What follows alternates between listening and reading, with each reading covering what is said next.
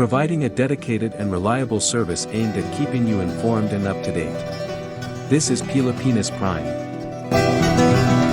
Nakalagay yung pangalan ko doon sa libro. At yung libro na yan, ibibigay namin doon sa mga bata. At yung mga bata na yan, may mga magulang na boboto. At yung pangalan ko ay nagkalat doon sa kung saan man ibibigay yung libro. This is Pilipinas Prime.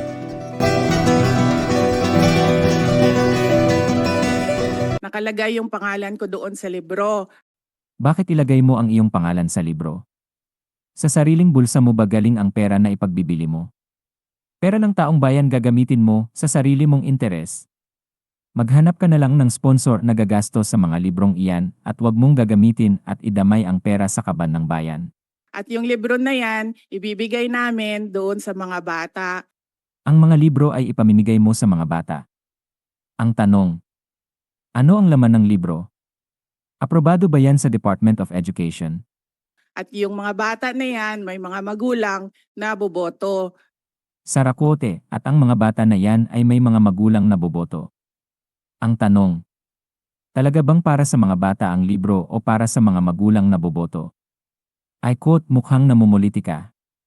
Klarong-klaro na ang tunay na pakay ay ang mga botanteng mga magulang ng mga bata. At yung pangalan ko ay nagkalat doon sa kung saan man ibibigay yung libro. Ang pangalan mo ay nagkalat sa ipamimigay mong libro. Anong klase ito? This is self-serving. Gagamitin mo ang pera ng taong bayan para sa klarong pagpangampanya. This gets an appropriation of 100 million pesos. Part of this campaign is an allocation of 10 million pesos for the distribution of Isang Kaibigan books, a children's book authored by the VP.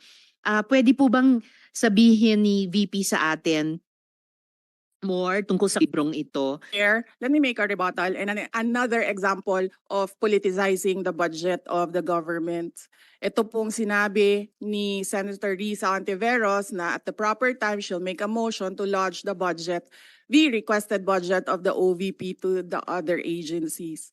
Let me just quote Senator Risa during the Akbayan Congress.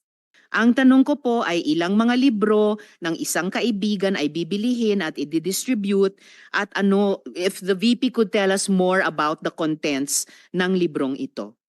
Madam Chair. Maghingi ka na lang sa mga charity bloggers na mag-sponsor sa libro mo. You are check and mate kay Risa Hontiveros at wala kang lusot. Providing a dedicated and reliable service aimed at keeping you informed and up to date. This is Pilipinas Prime.